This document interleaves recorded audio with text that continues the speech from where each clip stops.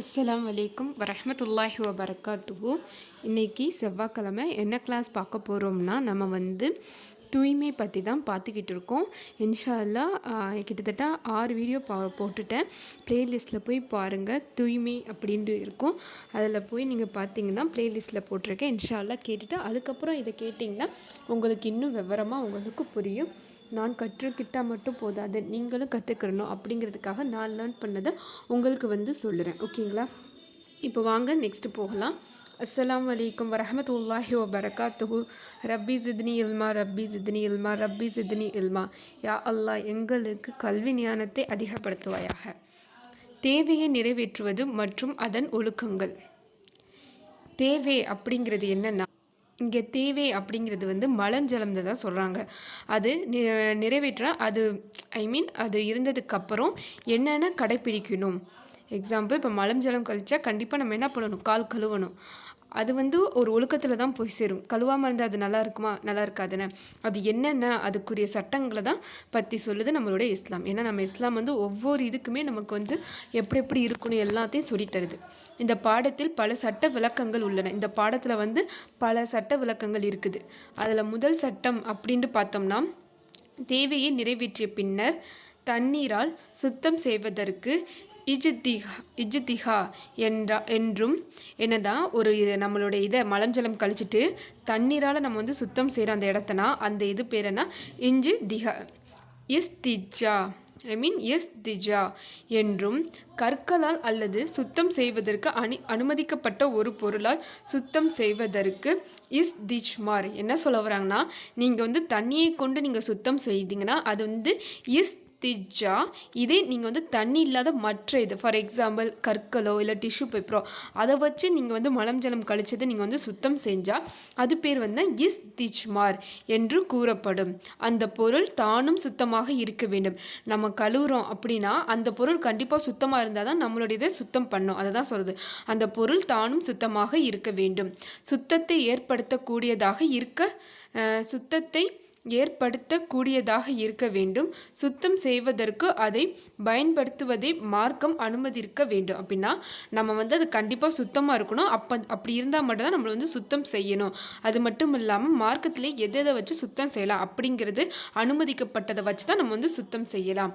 மலம் ஜலம் கழித்த பின்னர் இந்த 2 வகையில் எந்த வகையை பயன்படுத்தி சுத்தம் செய்தாலும் சுத்தம் நிறைவேறும். அப்படின்னா இங்கே என்ன சொல்கிறாங்க, மலம் ஜலம் கழிச்சதுக்கப்புறம் நீங்கள் தண்ணீரால் சுத்தம் செஞ்சாலும் சரி, தண்ணீர் இல்லாத கற்களையோ இல்லை டிஷ்யூ பேப்பரையோ வச்சு சுத்தம் செஞ்சாலும் சரி, ரெண்டுமே சுத்தம் செய்வதற்கு பயன்படுத்தக்கூடிய ஒரு பொருள் தான்.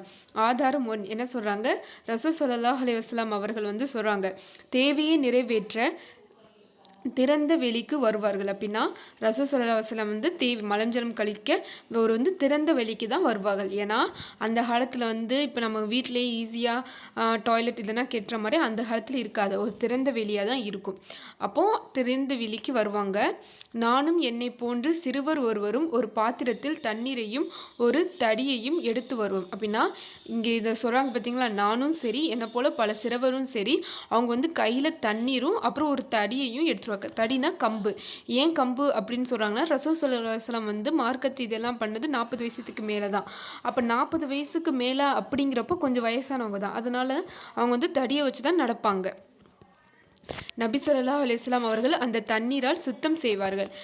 ரசூல் ஸல்லல்லாஹு அலைஹி வஸல்லம் என்ன செய்கிறாங்க, தண்ணீரால் சுத்தம் செய்கிறாங்க அப்படின்னு சொல்கிறாங்க. ஆதாரம் 2 ரசூல் ஸல்லல்லாஹு அலைஹி வஸல்லம் அவர்கள் கூறினார்கள். இது யார் அப்படி சொல்கிறாங்கன்னா, இங்கே இருக்கு பாருங்களேன், அனீஸத் இந்த இருக்குது பார்த்தீங்க, ரலியல்லாஹு அன்ஹு அவங்க தான்.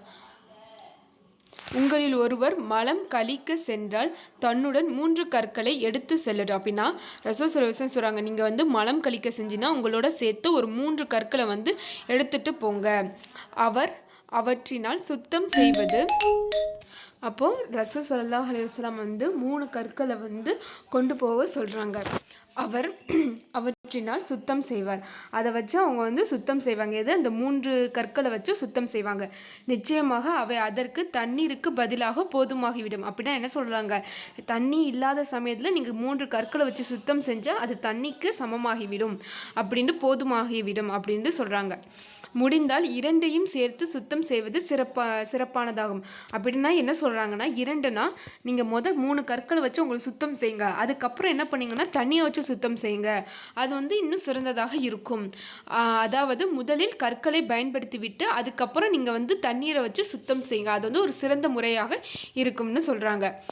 சுத்தமான கற்கள் அல்லது சுத்தத்தை ஏற்படுத்துகின்ற டிஷ்யூ பேப்பர் போன்ற பொருள் எதுவாக இருந்தாலும், அப்படின்னா சுத்தமான கற்களோ இல்லை சுத்தத்தை ஏற்படுத்துகிறேன்னா, நமக்கு சுத்தத்தை ஏற்படுத்தும் பார்த்திங்களா டிஷ்யூ பேப்பர், அது எந்த பொருளாக இருந்தாலும் அவற்றை பயன்படுத்தியும் சுத்தம் செய்யலாம். இதை வச்சு நம்ம வந்து சுத்தம் செய்யலாம். அந்த பொருள் சுத்தமாகவும் சுத்தம் செய்யக்கூடியதாகவும் இருக்க வேண்டும். அந்த பொருள் கண்டிப்பாக சுத்தமாக இருக்கணும், அப்புறம் நமக்கும் சுத்தத்தை செய்யக்கூடியதாகவும் இருக்க வேண்டும். நபி ஸல்லல்லாஹு அலைஹி வஸல்லம் அவர்கள் சுத்தம் செய்வதற்கு கற்களை பயன்படுத்தினார்கள்.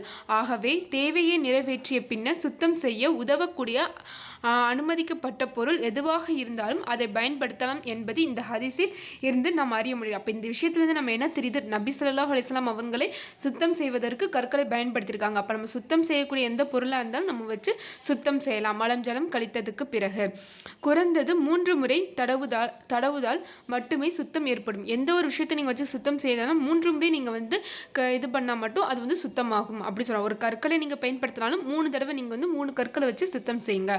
ஆகவே தான் 3 கற்கள் இருக்க வேண்டும் வந்து, அதனால தான் நபி ஸல்லல்லாஹு அலைஹி வஸல்லம் அவங்க வந்து சொல்கிறாங்க 3 கற்கள் வந்து இருக்க வேண்டும் அப்படின்னு சொல்கிறாங்க. இன்ஷா அல்லாஹ் நான் ஸல்லல்லாஹு அலைஹி வஸல்லம் அப்படி நம்மளுடைய தூதர் பேர் சொன்னால் நீங்களும் அன்போடும் பரிவோடனும் திரும்பி என்னோட சேர்ந்து ஸல்லல்லாஹு அலைஹி வஸல்லம் அப்படின்ட்டு சொல்லுங்கள்.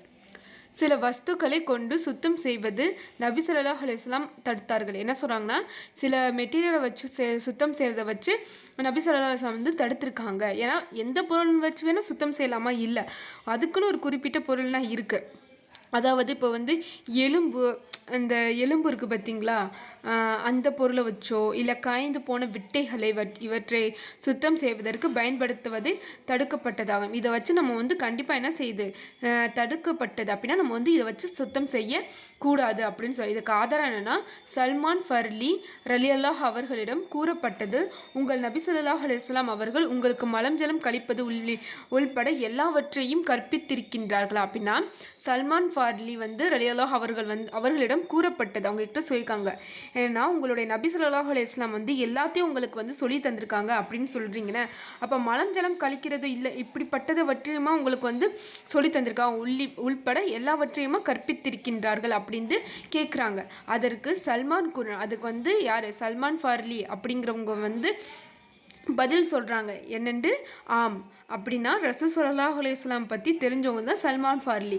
அப்போ சல்மான் ஃபார்லிகிட்ட வந்து ஒருத்தவங்க கேட்குறாங்க, நீங்கள் வந்து ரசூல் ஸல்லல்லாஹு அலைஹி வஸல்லம் என்னென்னமோ கற்றுக் கொடுத்துருக்காங்கன்னு சொல்கிறீங்க, மலம் ஜலம் உள்ளிட்டவற்றை பற்றிமா கற்றுக் கொடுத்துருக்காங்க அப்படின்னு கேட்டதுக்கு தான் அதுக்கு அவங்க வந்து ஆம், யார் சொல்கிறா? அந்த சல்மான் கூறுகிறார், ஆம், மலம் அல்லது சிறுநீர் கழிக்கும் போது கிப்லாவை முன்னோக்குவதையும் வலது கையால் சுத்தம் செய்வதையும் அல்லது 3 கற்களை விட குறைவானதை கொண்டும் எங்களில் ஒருவர் சுத்தம் செய்வதையும் அல்லது விட்டையையும் கொண்டும் அல்லது எலும்பையும் கொண்டும் நாங்கள் இந்த சுத்தம் செய்வதையும் நபி ஸல்லல்லாஹு அலைஹி வஸல்லம் அவர்களுக்கு தடுத்தார்கள். இங்கே என்ன சொல்ல வராங்கன்னா, சல்மான் சொல்கிறாங்க, ஆமாம், ரசூல் ஸல்லல்லாஹு அலைஹி வஸல்லம் எங்களுக்கு சொல்லி தந்திருக்காங்க, மலமோ இல்லை சிறுநீரோ கழிச்சா கண்டிப்பாக கிப்லாவை முன்னோக்கி நம்ம வந்து இருக்கக்கூடாது, பின்னாடி இருந்தாலும் சரி முன்னாடி இருந்தாலும் சரி, வலது கையால் தான் சுத்தம் செய்வதையும், அப்படின்னா நம்மளுடைய வலது கையை வச்சு தான், இன்னும் சொல்லணும்னா நீங்கள் வந்து லெஃப்ட் ஹேண்ட் கையை வச்சும் அல்லது 3 கற்களை விட குறைவானது, அப்படின்னா 3 கற்களுக்கு குறைவாக நம்ம வந்து பயன்படுத்தக்கூடாது என்றும், ஒருவர் வந்து சுத்தம் செய்வதையும் அல்லது